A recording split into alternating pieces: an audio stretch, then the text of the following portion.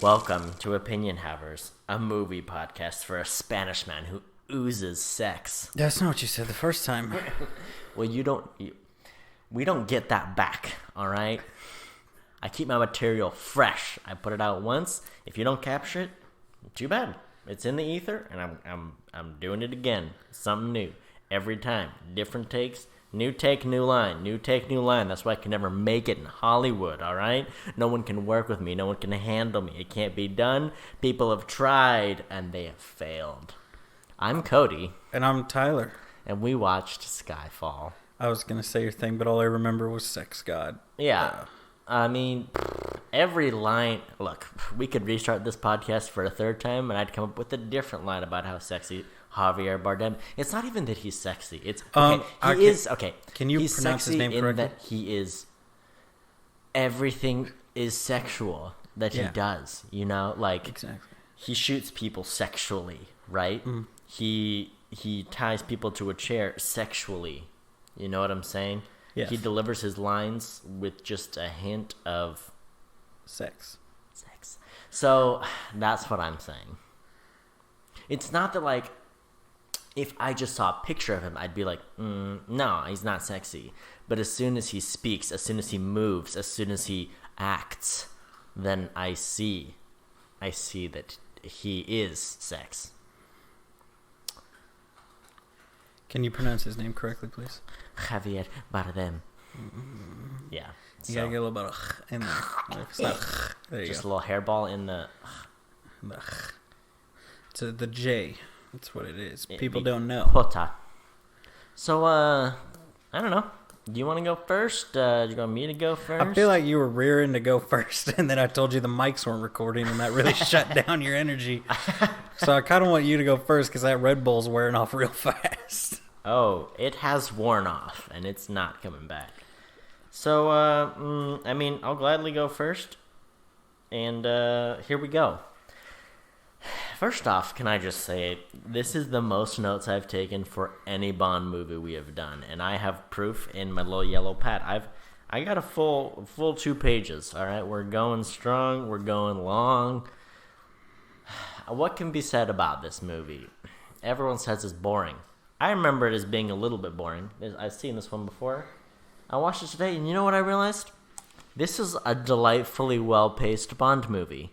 It's not in a rush to get anywhere. It's got some nice action. It's not nearly as action-heavy as Quantum. It's not as horny for the action. What it is horny for is repertoire, for mystery, for Javier. That's what we're here for. And I really appreciated that. I feel like this is one of the slower-paced Bond movies, but not like in the old ones where it's like all about the mystery and it's a very slow-moving movie. It was like, no, like there is some action scattered throughout. We're figuring out what the plot is. And it was just delightful. And here's the thing. Sam Mendes, look. I was like, yeah, sure. He can do a Bond movie. He can direct one. And that was pretty good. I didn't realize how well directed this movie was. He and Roger Deakins teamed up, you know. They made a beautiful Bond movie. And then they went and did 1917. I think it deserved more credits at the awards. I think it was a great movie. I think you should check it out. I think we might be doing a podcast on it sometime. That's what they won't. That's what they're afraid to tell you, and that's what I'm not afraid to tell you. Bond comes out strong in a gray suit, and I'm into it. I was like, he looks good. He looks good. He doesn't have any dumb sunglasses in this movie. We're moving up in the world. We're moving up, okay? Judi Dench, she is one cold Mother Hubbard. She's sitting there and she's like, shoot him, you know, just take the shot. I don't know, just do it. She's cold-blooded, and she needs to be, and that's how she got as far as she did. So, you know, it's pretty good. Look, theme song of the last movie was good, all right? No one's saying Jack White didn't do a good job. He did a great job. So did my girl Alicia. All right, they nailed it. They did great. Adele is still queen. I think she's still queen of the Bond theme. I think this is the best one. The credit sequence is great. They got knives and guns going to the ground, look like tombstones. He's in the water. It was a good one. Great song, good sequence. Okay, they're doing a good job. His haircut starts out bad. He wears a beard, and I hate it. Then you know what happens to that beard? Moneypenny shaves it, and it's the most delicate. It's the most delicate and precious moment. Here's the thing.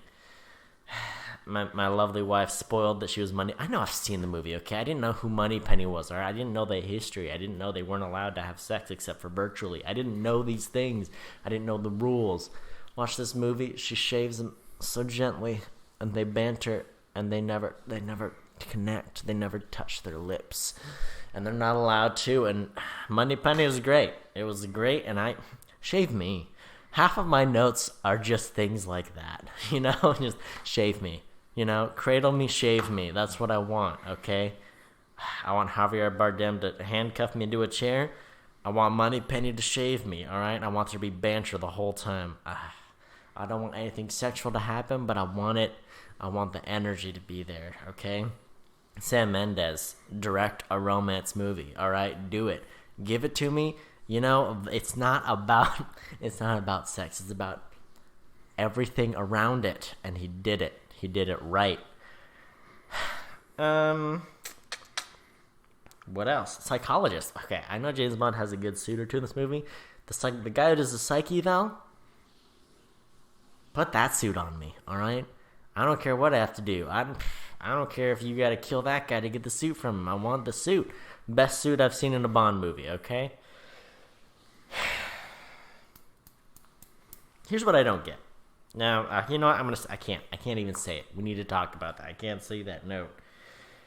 Okay, best Moneypenny today. I'm gonna go on record. Best Moneypenny today. You got old school Moneypenny, who was amazing. They let her go a little too long, I thought. I thought we needed to get her in the action, or just, we needed to move on, and we didn't move on soon enough. That memory is tarnished from me. I think this is the best Moneypenny we've had. There was the horny one in the middle there. There was the one that was too young, and the virtual one. And I think this one wins. Best Moneypenny. All right, that's all.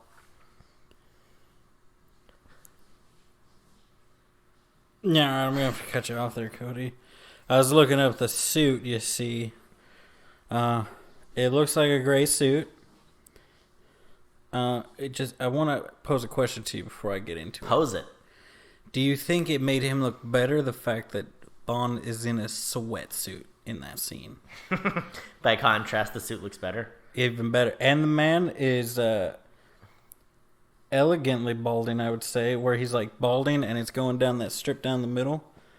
Yeah. But it looks okay for him to still have hair. Yeah. And he's just very well manicured. That's who I aspire to be. Mm-hmm. That's the man I want to be in 30 years. And I want to be Javier Bardem in 30 years. And you know what? We can have a sexual connection. I would be okay with that. The British psychologist and the Spanish British agent? Yeah. All right. Let me pop back over to my notes, and then, I'll just pop into it, right? Oh, yeah, please do. Can you give me a countdown? 5, 4, 3... All right, Cody. Here's the thing. He rehooks the train. The guy, they're on the train. They're on the train. He's chasing a dude. He kills one of the agents, and then the guy gets it right. All that's irrelevant. Nobody cares about the agent who died or the whole emotional thing behind it, right? Nobody cares. It's not points in the movie. What they care about is the fact that they threw VW Beetles at Moneypenny. He shot the train apart, and then he smashed that... His whatever thing they're called, I can't remember what they're called out there right now. Anyway, his cat, the big cat, whatever they're called, the big scoop. He got a big scoop, and he's like, nope, now they're there together. But that's not going to work. That's not strong enough, Cody. It doesn't have the power. It doesn't have the will. So what does it do? It rips off, and he jumps in. He's like, and he fixes his cufflink and keeps walking. All right, that's what he does. He makes that noise. They don't pick it up on the mic, but he goes, that's the sound he makes. So anyway, they do some stuff. Nobody cares. He goes to a bar where they're doing scorpion stuff. Nobody knows what's going on. Half the guys in the background don't know they're filming a movie. They're just staring blankly into space. Anyway, then he's still there or goes back in the morning. Why do they always grab an almost empty bottle of alcohol, Cody? That's what I want to know. It's always almost empty. It's never partway full. They've never freshly redone the bottle. It's always like, let me reach down here. Boom. and it's got like 2 shots left in it. I'm like, is this for budget? Who are you, Miss Broccoli, to eliminate alcohol from the bottle? Does M come home to just random agents that have broken into her house like every night? She's very calm. She just comes in there. She's like, "You're here." And he's like, "Yep." He's 100 agent. He's not even 001 or something. I mean, it's like, is that the best one? Is 001 the best one? Don't answer that. The answer is no, because he's Irish. They can't have the best one be Irish. The best one has to be Scottish, and it has to be 007 because he's the one with the books, okay? But yeah, she's very calm, which leads me to think every time she comes home, every second and third Tuesday, that's break into M's apartment day. And they have to kill each other for the right to be the one standing in her parlor? I don't know if that's the correct term for it, Cody. You said New Diggs refers to Stefan Diggs from the Minnesota Vikings. I think that's what you said. I wrote that down after you said it, and I was like, I don't remember. I think he said Minnesota Vikings. So that's what I wrote down. I just want everybody to know that. That's where the New Diggs comes from. How much time I got left? Plenty of time. Here's the thing, Cody. Here's the thing. Has any agent in the history of movies or real life ever taken psychological or physical evaluation seriously? No. The answer is no. Here's the thing. I read several books about the astronauts, Cody. Here's a little fun aside. The astronauts, real life people. They all thought the psych eval guys were dumb, and they hated them, and they plotted to kill them. That's not true. Maybe it is true. You'll never know until they make a movie about it. Here's the thing. They replaced the dude, the beautiful, I almost said African American, but he's British, so African British. Was that I don't know. He's very beautiful, and I loved him, and I loved his accent. You know who I'm talking about. And I just realized this movie, he was replaced by some nerd with a laptop. Nobody cares about Trenton or whatever his name is. Nobody cares. Here's the thing. Here's the next thing. Next thing on my list, silhouette fight, Cody. Silhouette fight, better symbol. That's what I wrote. That's not what I wrote. I actually wrote better than shadow nipple. The silhouette fight is better than the shadow nipple. All right. Why are the Komodo dragons CG? Why are they CG? And why are they bad CG? Because there's better CG in the movie than the Komodo dragon. The Komodo dragons, it's like, here's what it looks like. It looks like they're like, here's what we're gonna do. We're gonna get Unreal 2, and we're gonna render some Komodo dragons. And they're like, that none of that is what you should do. And then they're like, no. And then they smash the cup. Who's they? I don't know. Probably Broccoli's father. He's dead, but he came back to life for the Komodo dragons. That's why they're bad. All of Javier's characters are the same person. He lives in one Javier Bardem connected universe. They're all the same person. They all are reincarnations, or he is an immortal. Not sure yet. I'll get back to you after we watch the next one. But they all share the same something. I don't know. The same actor that plays them in the movie. That's what they all share. All right, Tyler, I'm going to have to cut you off mid-sentence right there. That shot would have blown his nose off, Cody. That was a lot. When he was like, do it, end us both with the same bullet, it would have ended M and blown his nose off. Is he about trying to tear his face to pieces? Is that what he's trying to do slowly? Okay, let's be real. This dude is all about the drama. I mean, you would love that, right? Yeah. I don't think they can. Okay, I know the Komodo dragons were perfect, but I didn't think they were that bad. And here's why they're doing the CG animals. Okay, keeps PETA off their backs. Okay, it's so easy to be like, look, everything's CG'd, so we can do whatever we want to these animals, and you don't even have to worry. We didn't even have any animals on set that day. We didn't even have to have you sitting over watching, make sure we're doing. Nope, none of that. We didn't even do any animals, so don't even come over here. Here's a question I posed to you, Cody, as a film. And moreover, a Bond connoisseur. Yeah. Barbara Broccoli approved CG Komodo dragons in the Chinese gambling establishment. Yeah. What do you think Albert would have done? Okay. My man's Albert. You can have two things. gators, crocodiles. There's actually three things. You can have sharks. There were sharks before. Yeah. But if you're on a not underwater scenario, gators or crocs, you pick one, you know? How many times have we seen a crocodilus or a gator in a Bond movie? It's been a couple. We've seen a couple, all right? Oh, several. We've seen crocodilus submarine, you know? Like, we've been all over. So, it's... Crocodile submarine has appeared in 2 different Bond movies. So, it's, you know, it is what it is. Yeah. Would you have gotten into a pit with Komodo dragons? Real ones? Would I have gotten into one? Most certainly. People don't know this. They're the cuddliest of all lizards. They'll lick your face, and they just want to. They just want to taste you. They just want to smell you. They want to taste you. They want to know you, and that's all they're there. Then they'll wrestle you a little bit. You know, people wrestling.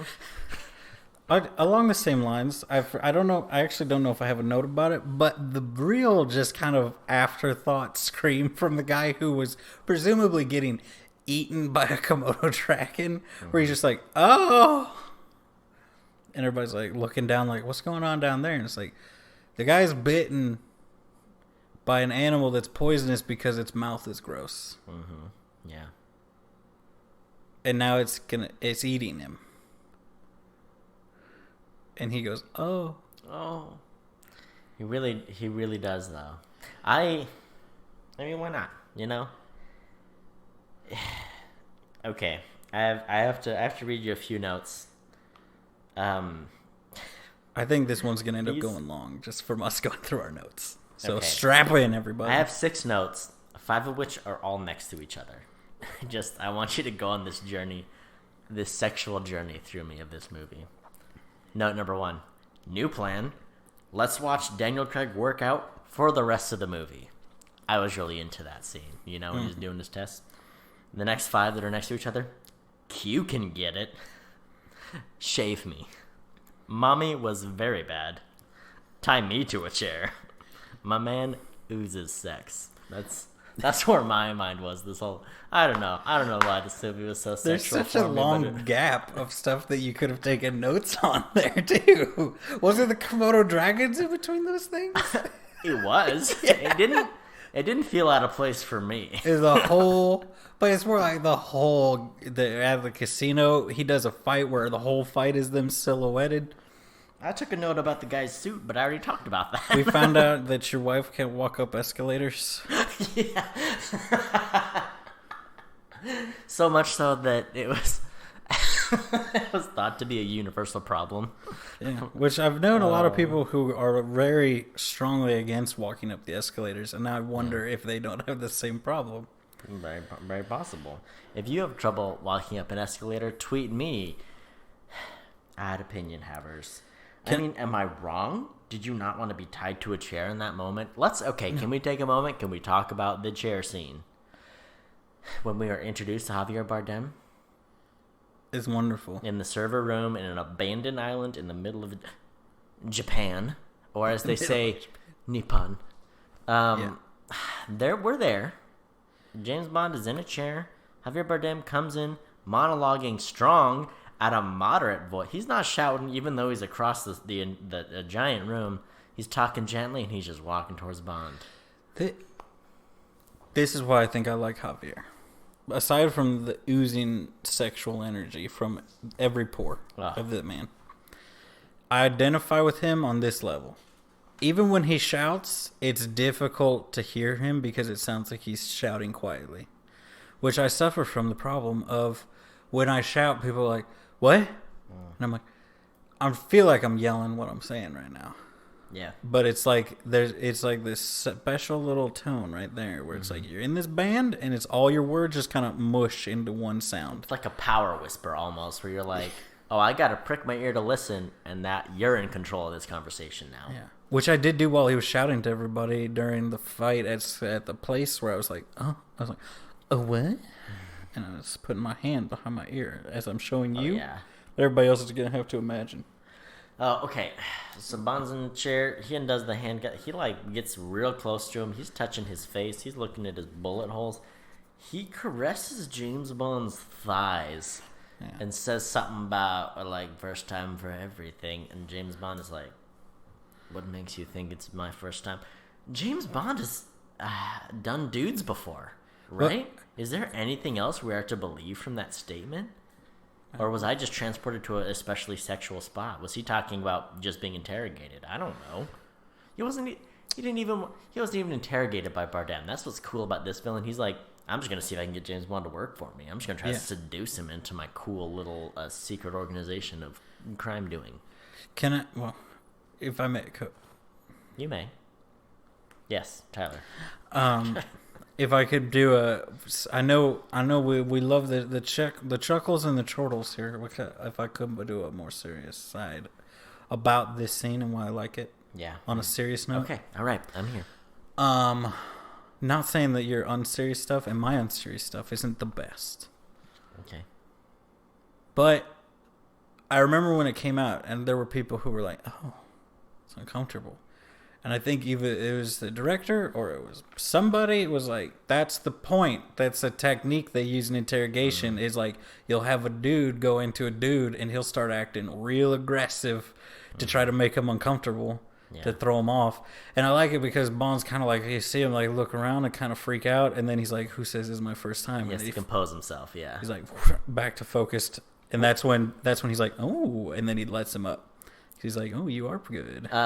Well, it's interesting. I made that note too. I was like, Bond just isn't used to being sexualized. Like the history of Bond, especially, not as much Daniel Craig, but like he's always sexualizing women and ladies and getting stuff out of them and doing, whatever. And now like it's flipped around on him. Where it's like, oh, now this like bad dude is sexualizing me. And I was like, that was a pretty cool turning of tables. I liked that. So I remember seeing a lot of stuff about that, about how like people were like, I don't know if I like that, and they were like, it's a thing, it's a real thing that's done, and it was supposed to make you feel uncomfortable, like Bond felt uncomfortable. Yeah. He didn't caress his inner thigh, which is what I would have gone for. He did the tops. He did the tops of the thighs, which I feel is a coward's move. Yeah. I feel like Javier wanted to get in there on the inner thigh, and Daniel Craig was like, no. The inner thigh is only for Ralph Fiennes. I don't know. He's the only other male actor I can think of. Yeah. Okay. If we're talking about movie points, we're talking about points of the movie. I did think it was weird that they kind of just skipped to Old Man Bond so quickly, because Casino Royale happens when he's like new agent, right? And then Quantum of Solace is literally the continuation of that story, and now it's like, you're washed up, you're old. And I just feel like there's so much in between. It's like, well, this movie could have happened. This could have been movie number 4 or 5 of Bond's, like Daniel Craig's journey as Bond, as opposed to them just being like, oh, you're washed up already. It's like young, old, right? Yeah, which I wonder if part of it isn't, because I wonder, is it he looks like that, or because they know the movie life expectancy of an actor and they kind of wanted to show the gambit of him, or is it just they just chose to do that? Because it could also be where he's not physically old, because he wasn't much. It could be like we're in the universe, right, Cody? They're like, oh yeah, it's only been a few years, but he's went from one level of agent to, you think about it, even if it's only been 5 years, he saved the world multiple times. Right. And in those few the years. toll it would take on you, and it's such a dangerous job. And so they're like, because you think about the attitude, like later Sean Connery Bond or Roger Moore Bond, where he is like, they make a point that like, you're old and you're close to retire. You should have retired 10 years ago. They'll say something like that. Where he is very much like, guy like jumps up and runs out the door, and he's just like, well, all right, time to get up.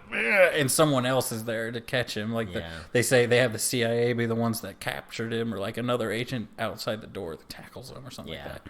And it just shows, I don't know, because you could say it's that he approaches things differently as he actually ages. And this is that point where he has to start thinking, I may not be able to run down the Ugandan bomber. What was that guy from somewhere? Where was the thing? I know the embassy they go to in Casino Royale is some... I don't remember what country that was. Some random country. It probably wasn't some random country. It's probably a very well-known country. Yeah. But, I don't remember. It was I mean, it was a good plot. It was a great movie. I just thought it was interesting to be like, oh, especially when you consider how many Bond movies like Roger Moore was in, and like the span of it is like, oh, they really just jumped to it. But I mean, I do appreciate that Daniel Craig is such a physical Bond and is like doing as many stunts as he can, and it's like, oh yeah, well that would. I mean, I think this is the movie after which he was like, yeah, no, I'm not doing another Bond movie. There's no way, because he was like so beat up from like from like doing so much and getting injured all the time and all that. Meanwhile, you got Tom Cruise breaks his leg and he's like, keep filming, keep going. Yeah. They're like, you're gonna die, man. Oh yeah, he is. I mean, look, you can get enough energon creeps from the Church of Scientology to keep you going well into your 80s. All right, we're gonna see Mission Impossible 12. I promise you that.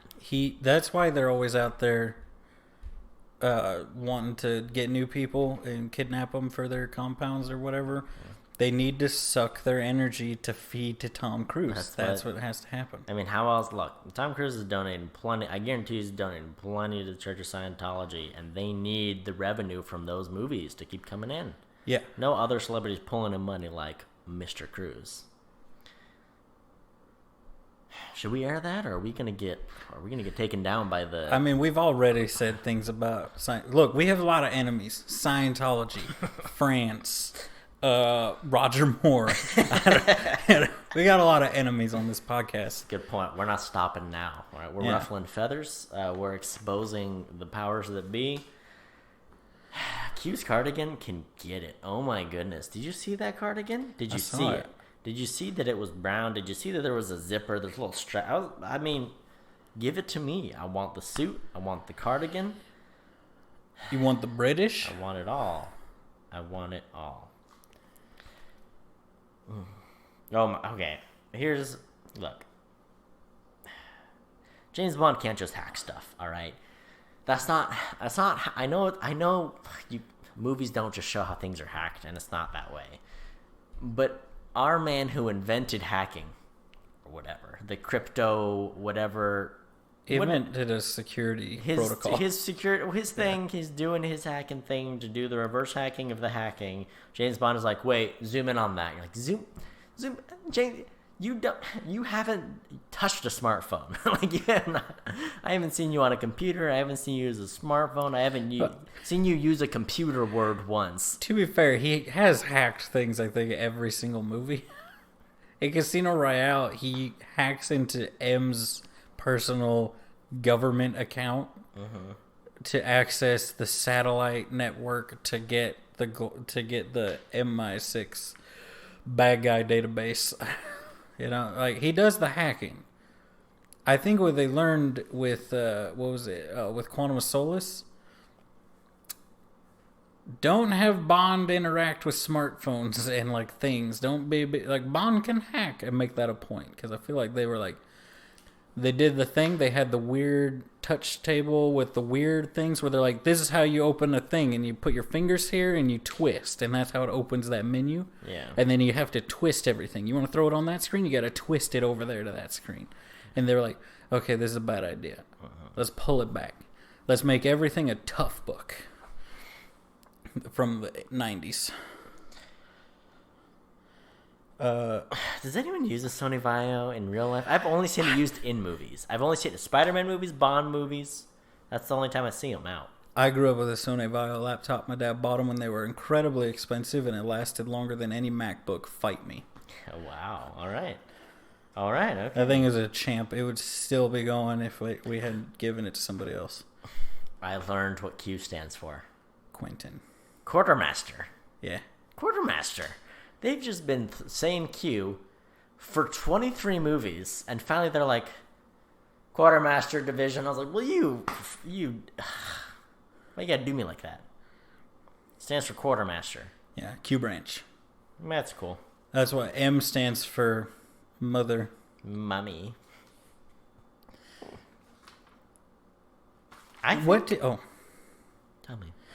Tell me. Another serious movie point that I enjoyed, the audio editing when they were in that casino and they're talking over the comms and they pass each other and it fades from comms to like them not on comms and back to comms. I was like, oh. This won an Oscar for the audio editing. It's very good. Yeah, they did a good job. It's very, very good. Okay. if we're talking serious points, I got something to say. About this. It's interesting that in the movie, it knocks old Bond stuff. Where Q's like, what, did you want a explodey pen? We don't do that, all right? Here's your radio, here's your gun. Go do whatever. Like, those ways are done, those whatever. We're not doing that stuff. But then, at the end of the movie, they're like, oh, hey, let's use the car from Goldfinger.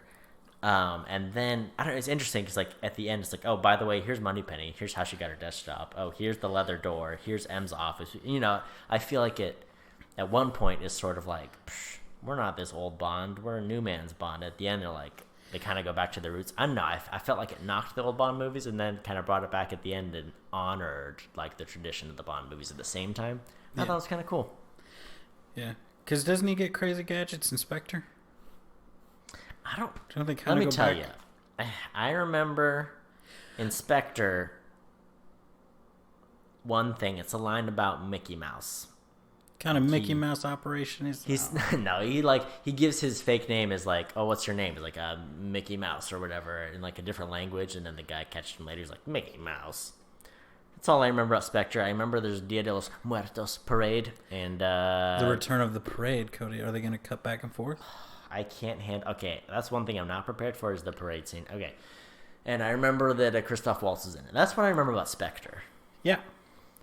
But do you remember that Christoph Waltz is Austrian, right? I don't know. Where's he from? I always forget. Is he Austrian? I think so. That sounds right. It's like Austria, Switzerland, or Denmark. It's one of those three. He's not It's Denmark. probably Austria. Probably Austria. He's too elegant to be from Switzerland. All right. Come at me, you know? Let's get the Swiss apple. I'm ready. What are the Swiss going to do? They're going to do nothing. They're the safest ones to be make enemies of. All right. Their tanks don't even have guns on them. Freeze our overseas accounts. Like what? I'm just going to say it. Look, I'm going to put my foot down. I'm going to say it. Best Bond villain. Yep. Hats off to Mads Mikkelsen, and even the guy in Quantum of Solace did a great job. Sean Bean, you're great. We love you. Kisses and hugs to you.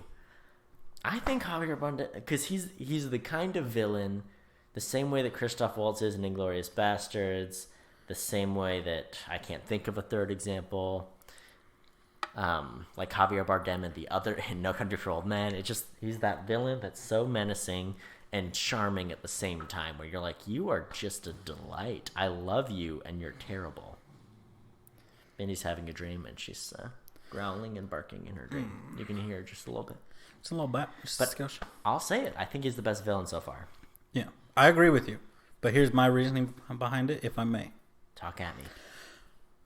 I think because you know how we talked about in Casino Royale, where we both liked it was a smaller story. It wasn't like they're about to diamond laser the planet. It was this guy's a money launderer or something, or he's a banker for criminals. Yeah.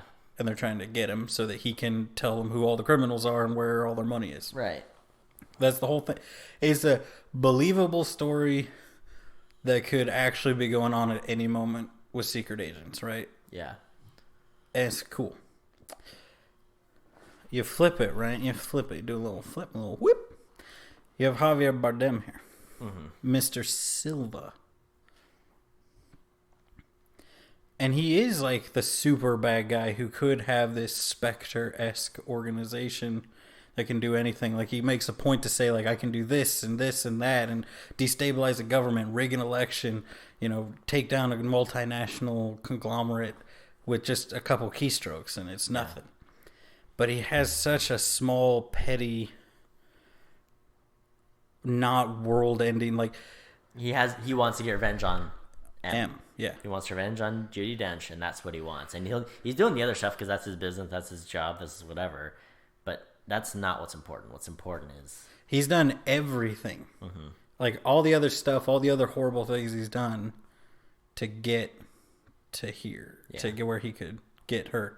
Like, he kicks into the door of a room where he has, like, the prime minister and most of the senior...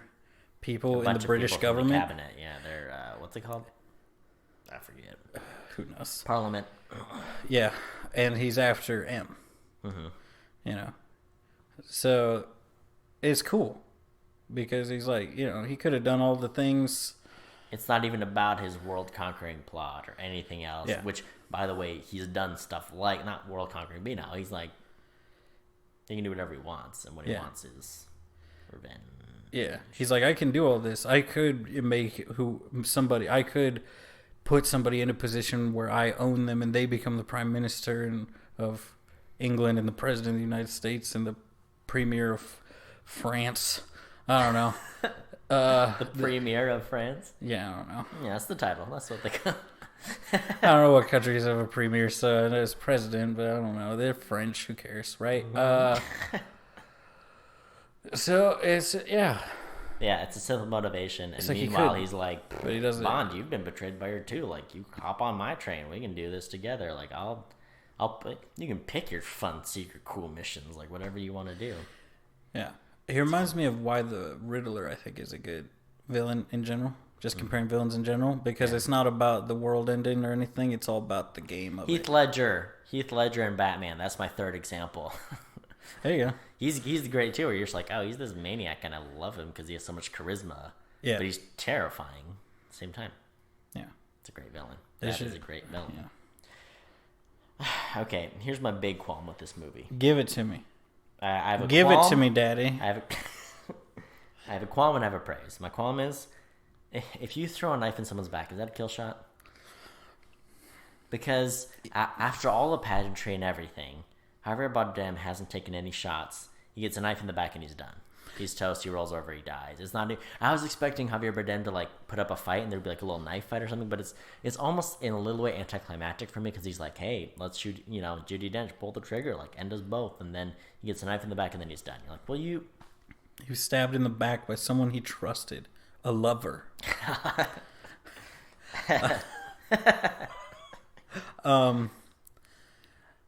I don't know. I mean, I guess in theory, because it's a big knife, so I guess it was big, but in theory, it could go through and hit something vital, or it could sever spinal cords. So he's still technically alive, but he can't move. That's my thing. Is I was like, Bond, what? You're not gonna check his pulse. You're not gonna double tap him, finish him up. You know, he knows. He knows he's gone there. But that's the other thing too of what makes it interesting. Is he turns and what does he do? He just kind of turns and looks at him, and then just kind of goes like, "All right, you win," and falls over. Yeah. Like he's just like, "Oh, I lost," and gives up. You know? Yeah. So it says a lot about the thing he came for was to kill Judi Dench, and he didn't get it. Yeah. So didn't matter if he was going to kill James Bond. Yeah. Unless, I mean, he is the same as James Bond, so it is possible that he saw that gunshot and knew that she wasn't going to make it out of there. Yeah. So he knew either way he'd won. Yeah. It was interesting. I liked the standoff thing. I liked the booby trap setting. I like that at the end, Javier Bardem's like, blow up their car, let's blow up the house. Like, they're not leaving here, you know? Yeah. It was an interesting matchup. I liked when he shot in front of him on the lake, and he's like, all this front, he's like, it's so tiring, and he's like kind of out of breath, and he's like, just relax, man. Mm-hmm. Like, just calm down, you know? He's like, you're running around doing all this hero stuff. It's like, just don't do that. Yeah. Because he is an older agent. Yeah. He's much older than him, so he's just like, oh. He was a smart boy. He had a lot of tricks up his sleeve. He was prepared to get where he was going. Okay, here's my piece of praise. They're out here doing CGI fake mouth way before The Greatest Showman, all right? Most disturbing fake mouth, fake teeth, CG teeth I've ever seen. The Greatest Showman. Okay, people love this movie. I'll go on record saying I do not like it, even a little bit. But what I hate is the little person, his weird mouth. It was too much. And this one, it was better because it was supposed to be disturbing. It was well enough done. It's aged pretty well considering this movie's a few years old. Yeah. I just want to point it out. Shots fired. I'll fire some shots at Greatest Showman. I will, and I'll stand by it. Yeah, that was very weird that they did that because they gave him baby teeth instead of normal adult man teeth, which is what the actor has. The person he was based on had the baby teeth thing going on, but it just they gave him way too many speaking parts and zoomed in on his mouth way too much. It was bad. But here's the thing. Most of this stuff never happened. So it's like they could have been a little bit like, we could just say that. We can also just not waste the money on the CG mouth and still have him there. Yeah. Being a charming little person who's nobody's gonna be like, those teeth aren't accurate. Historically accurate. Like, yeah. Yes. When I think it was like, most of half the people in that movie weren't real people. Okay. Anyway, back to Bond. Here's the last couple things I would like to say. Give it to me. A couple fun facts. A couple ways we're all tied together. This cast, great cast. We got Ralph Fiennes. We got Judi Dench. We're firing on all cylinders. The actress who plays Moneypenny, a movie we've done called Moonlight, Oscar Best Picture, Moonlight. She's the mom in Moonlight, the one with the drug problem. Oh, yeah. That's her. That blew my mind. I was like, oh, she looks terrible in that movie because she's on drugs. And she looks great in this movie. I was like, oh my goodness, I didn't even realize that was the same. What a transformation. Furthermore, Javier Bardem, you may know, is the villain in Pirates of the Caribbean. Four? Five or six. Five? Let's say 5. Why not? Let's just say 5. Moneypenny, she's in Pirates of the Caribbean. She's the black lady pirate. You know, it's like, you sank my boat. She slaps him. She's in like the first 3, I think, at least. No. Her name's like Fria. She's Tia Dalma. She's not that one. She's not the Oh, that's pirate. a different one? Tia Dalma is the Calypso. The witch lady? Yeah. Oh, that's her? Yeah. Oh, you're right. Anyway, she's also in Pirates of the Caribbean. But what is she in Game of Thrones? Eugenia. Oh. Your horse from Minecraft? Yeah. I did name one of my horses in Minecraft. Eugenia. Lastly, our boy Q, he plays Michael Banks in Mary Poppins Returns. Yeah, he also, does. he's in The Lobster, which is a very sad movie. Please don't watch it. It's very sad. The first 40 minutes are great, and I just can't do And then the they rest. turn into lobsters. Yeah. And then they kill each other.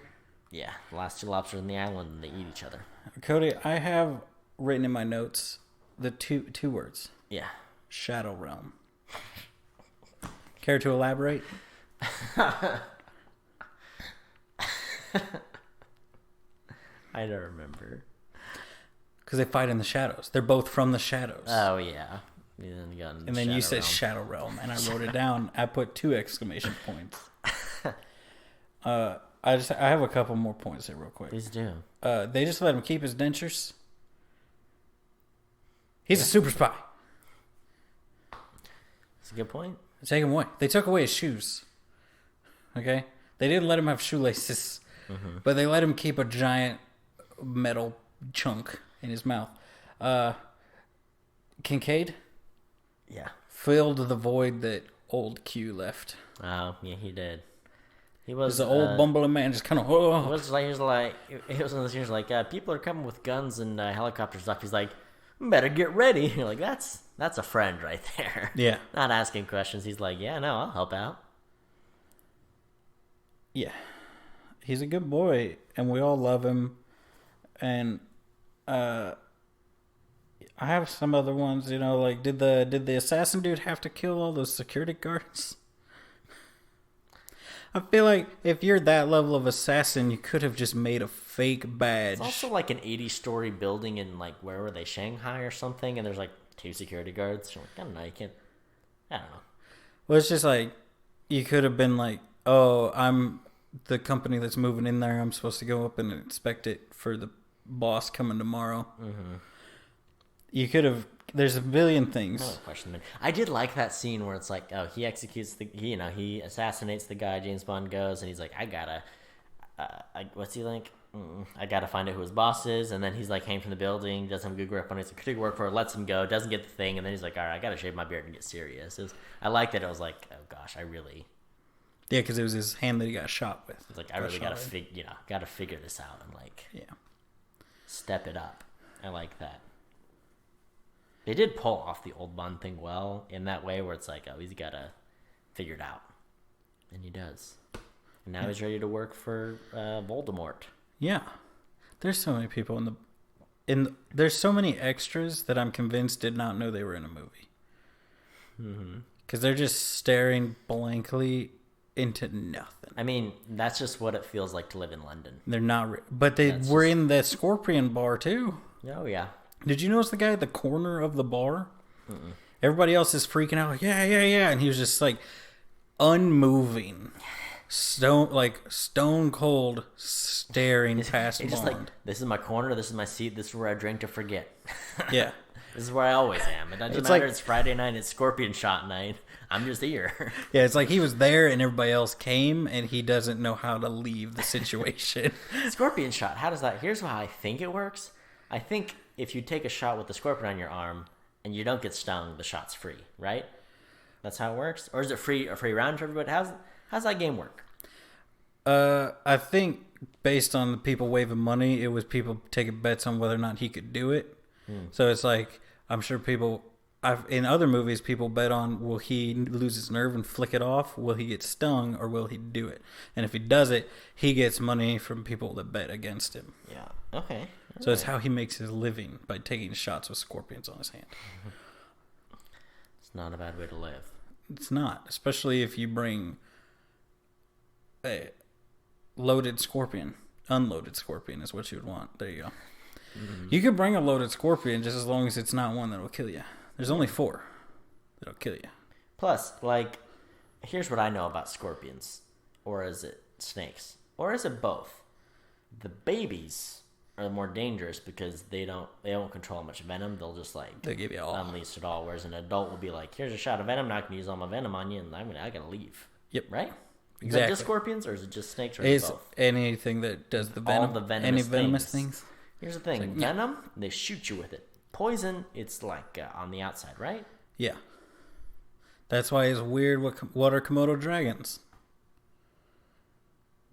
Because they don't make venom. Their teeth just have gross bacteria on them. Ugh, that's pretty gross. So it's technically not venom. It's technically poison or something. It's actually probably technically bacteria, right? But it'll get you. It'll kill you real quick. Yeah. And they rely on it. They're gross. They're wicked fast, too. I don't know if you've ever seen that Planet Earth documentary they came out with 2 or 3 years ago, whenever. Who knows?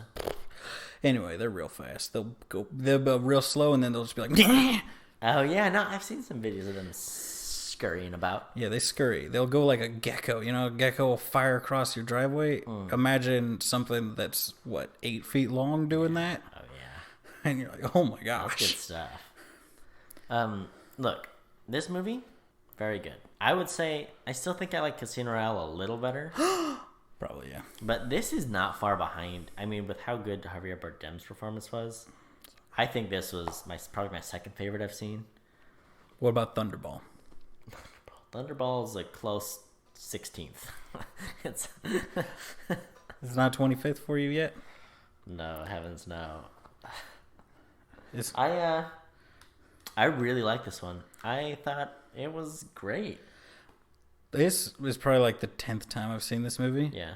I've never been the biggest fan of it. I've always watched it because someone else wanted to watch it, or because I was watching all the Daniel Craig Bonds again. Yeah. And I used to, Cody, back when I was a boy who would go out and buy the Steelbook of Transformers movies, which I still do that kind of stuff. Yeah. But back when that was the only kind of movie stuff I would do. I liked I liked Quantum of Solace a lot better. Yeah. Now, I like this one a lot better. Yeah. This one is a very complete, like, Quantum of Solace definitely had more flaws with it, although it's still a really good movie. So shaky. This is one of the most complete Bond movies, I think. There's, like, little to nitpick. It's very well done. Yeah. Now, we just have to wait for the ultimate masterpiece that is No Time to Die. It's a great director. They got some great writers on it. And I want to know, did they pull it off? I want to know. I mean, it's going to be continuing the story of Spectre, I would assume. So probably going more with the cheesy side. But that director did Maniac and did True Detective. So I don't know if he will. I think he'd make a more somber movie. It really feels like you've got cheesy Bond or good Bond. Yeah. Like serious Bond, and it's really they pick which one they're going for. Yeah. I like the serious. The problem is I like the serious ones. Yeah. But you don't get Jimbo in a serious one. Jimbo is a peach. All right, he's great. We like that guy. We're comfortable with that guy. What do you think the odds of there being a CIA agent in a Hawaiian shirt that calls him Jimbo? It's never gonna happen again. We'll never get it back. I think it could. I think it could happen. If they let you direct the next Bond movie, I expect you'd better do it. If you they owe it to the fans of the podcast. If they let me direct, here's what I'm doing. CIA substation. Yeah. Substation director. There's only a few of them. It's a crappy one. All right. It's out in the middle of nowhere. Nobody cares about it. The head, John Cleese. These are all CIA agents, Americans. Do they have to speak an American accent? Absolutely not. I want the most Cockney accent they can muster from these guys. Them, and then he only has two guys, and it's Jermaine Clement, is that? And the other guy from Brett McKenzie. It's just them two. I mean, that would be a great scene. I would love that. Because you have to have an all British cast. That would be great. I mean, can you imagine just something we're like, yeah, with the Americans? It would be good too because I feel like like they would just answer the phone like, "This is the Americans." How can I help? They'd be like, I'm sorry, what? You don't sound American. Yeah, I get that a lot from North Dakota or something like that. Like that's yeah. Give them no direction, no lines. Just they have no bearing on the story. Just cut to them randomly. Everything else is a beautiful masterpiece of a Bond film. And just like every 30 minutes or so, just cut to them for 45 seconds. It's kind of like how the Russo brothers randomly have like members of the cast from Community throughout their movies. Yeah. All these like Marvel movies, it's like that's the Dean from Community. That's Shirley from Community. That's Abed from Community. Like they just have them like in all their movies. Yeah. Yeah. Oh, what a great movie. Second best Bond movie. I'm going to do it. I'm going to go out there. I'm going to say it. Casino Royale, Skyfall, GoldenEye, tomorrow, whatever the first Timothy Dalton one is, then the second Pierce Brosnan one, then the second Timothy Dalton one, then all the other garbage movies I don't care about, all right? Mm-hmm. There are 6 Bond movies I like. I'm on record. Quantum of Solace in the 2. 7. I like 7. 7 out of 25? Pretty good. But I wonder if you were able to rewrite some of the earlier ones where they didn't have some of the very sexist and racist things in them, how many would climb up? Yeah, would be better if they didn't. If you weren't like, oh gosh, like. Yeah. I don't even think that it's actress. It's such a far cry to go from like Moonraker to Roger Deakins doing director of photography for the. You know, it's like so different. It is crazy that it's even the same series. Yeah. 50 years. Yeah. It's crazy. It's got a lot of legacy. I mean, it's like Star Wars. Star Wars movies are good, but they're not as good as people think they are. I know we're going to get some flack for that, but they're not. They changed the game. I was just talking to someone about this the other day. My friend Ellen was like, yeah, they're not that, like, we forget in, like, the original, this is what she was saying, the original Star Wars trilogy, there's incest. There's a brother and sister that kiss, and we just kind of brush it aside. It's just like they were kind of cheesy, and they weren't meant to be these masterpieces we think they were. It's like Empire's very good, but you know, it's not like it was a perfect movie. It was just, I don't know. It is idealized. I think you're right about that. Yeah. I mean, Star Wars was like George Lucas. No one would fund it, so he had to do it the best he could with whatever he could put together. He was hustling through that first movie. Like that was all him. Yeah. Yeah. So, yeah. I mean, but any of those, like, classic series, they're not great. But they hold a special place in our heart. Yeah. So, it's pretty good. Yeah, it's pretty good. It's a good movie. Watch it. Watch it. Cherish it. Love it. If you want to recommend us or share us, you can. on all the things. That opinion. It's opinion havers. Oh, whatever. Yep. That's what you look for. You can tweet us. Tweet Cody, not us. I don't do the opinion tweets. havers. Like, there are certain listeners of mine that are like, I've even thought about getting a Twitter account just to spam you with requests.